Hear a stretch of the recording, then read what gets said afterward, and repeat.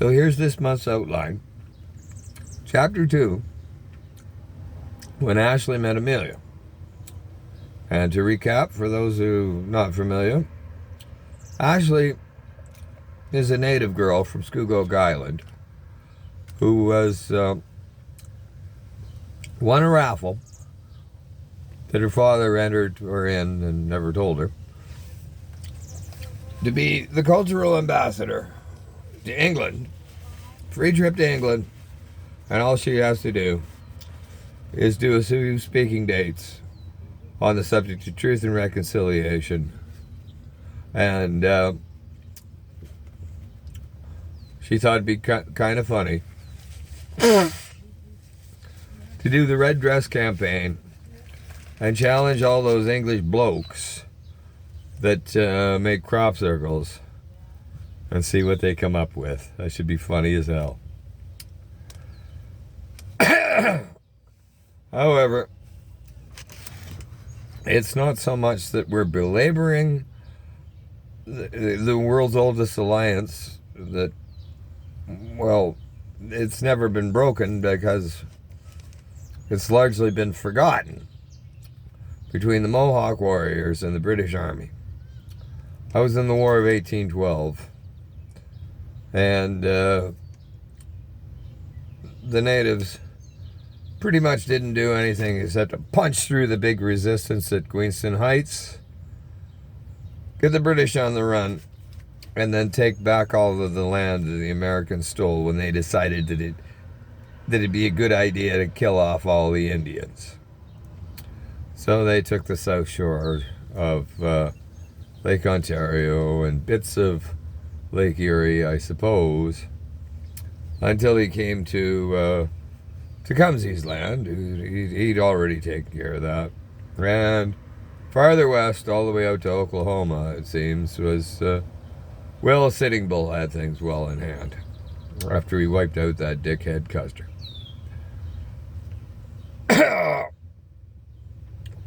The alliance never fell because it was largely forgotten.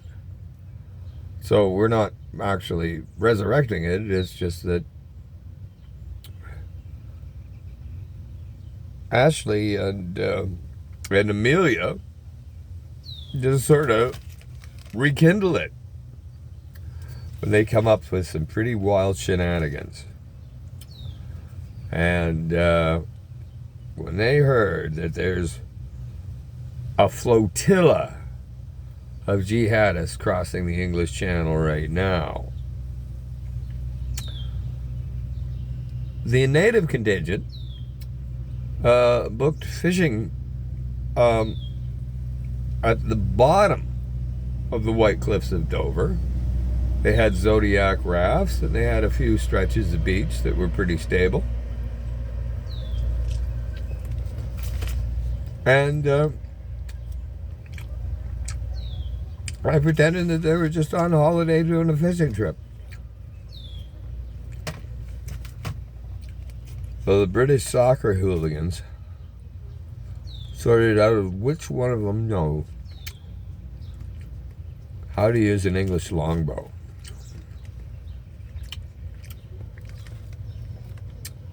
With Amelia herself manning a spotlight, scanning the English Channel, yelling "target acquired." And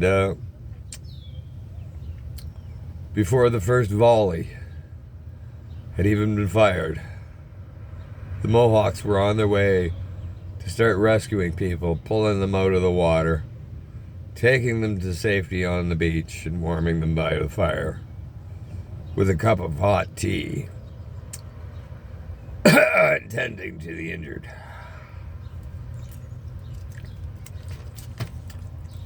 And when the British Navy finally showed up with their hospital ship,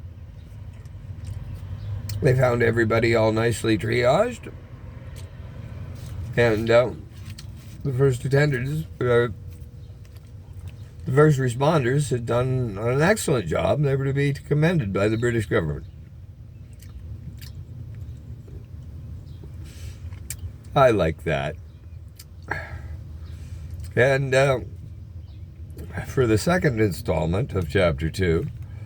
Something to do with Keir Starmer stepping down, so he's now just a caretaker prime minister until the next election, which did happen. I understand it happened today, so I'm going to take note of that, which is pretty close to the wrap-up. As I got, well, we were past the first day of summer, and, well, we haven't got much left of June before July starts up.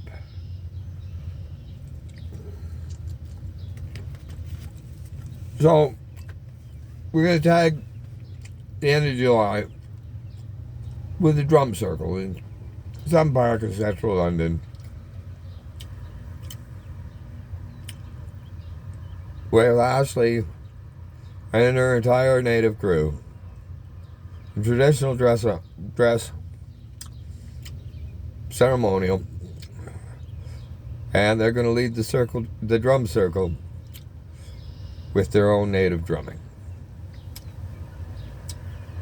accompanied by Amelia and a few of her friends on tambourines, frame drums, penny whistles, mandolins, and one lady even brought a harp. And they're going to turn it into a traditional Irish thing. Then they're going to kidnap it into make it a Creole thing with maybe a little bit of Louis Armstrong singing A Wonderful Life. Sagala-doo, la michika-boo, la bippity-boppity-boo. Put them together and what have you got? Bippity-boppity-boo. And then, to cap it off, to remember, Muslims are not the enemy. Those who go with jihad are probably inbred and don't count on them to have an IQ much higher than 80. They ain't the best and the brightest. So along comes the Haram song, which involves really the best of Islam has to offer, which started out as, I mean, honestly, I think it started out as an attempt to reconcile the Jewish and Christian religions under the banner of the Prophet. So it starts out with, that which harms the body or mind is haram, haram. That which harms the body or mind is haram, haram, etc., etc. And then interspaced with that, on a microphone, is some dummy advocating jihad. And the chorus starts looking back and forth at each other, and one by one they start saying, well, I'm out of here. And then the next verse, where there's only about half of them left, and they're singing, the Bible says you don't eat pork, so says Quran, Quran. And then the part where I've yet to find a Muslim man who could sing this with a straight face, on the subject of homosexuality. To stick your dick in another man's ass is haram. And at that point, all bets are off. Everybody's laughing too damn hard. Now, okay, we're going to be here all day, but we'll get this.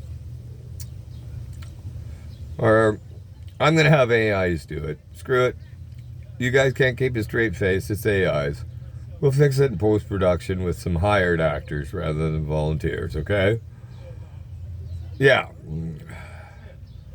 And then the finale, where there's only one guy left in the haram chorus. And the jihadist guy gets right stupid radical. And the sound man goes over, takes the mic out of his hand, and says, fuck that, buddy. I just want to sell falafels. And that'll be the end of Chapter 2. Chapter 3 will depend heavily on if and when anything happens in Britain or whatever during dog days, but may end up with being just a peaceful epilogue, or maybe have something to do with the housing crisis, which is still a bit of a bitch. But we can see gently falling prices on the horizon. Unfortunately, as always happens in these recessions, as soon as the bottom falls out of the real estate market and the price of a house drops like a stone, the price of rent goes right directly through the roof, because the market only sees demand. It doesn't care why there's a demand. There's a demand, the price goes up.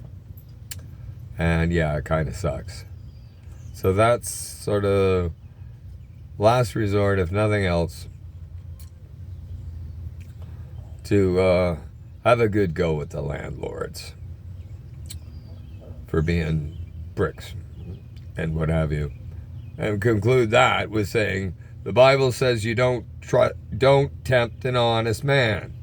And if you make it legitimate and legal to perpetrate rental scams, and if you want to weaponize the bad tenants list as the easy marks list, well, that was just unforeseen when they wrote the law. And karma is going to get around to biting them in the ass. Hopefully sooner rather than later. But we're almost never that lucky. Anyway, and then, maybe a great big bash and a music festival for Labor Day. And Ashley and Amelia exchange a long goodbye and email addresses, and promises to see each other just as soon as they get vacations. Leaving the door wide open for as many sequels as I want. And hope that all this creative effort is actually worth maybe a Canadian content grant, even for an outline, if I can get somebody else or AI to, just represent the actors and say, actors go here. Actors say this, do that. Or, maybe it'd be one of those things where the AI slop is so bad that it's good. I don't know. Whatever the hell works.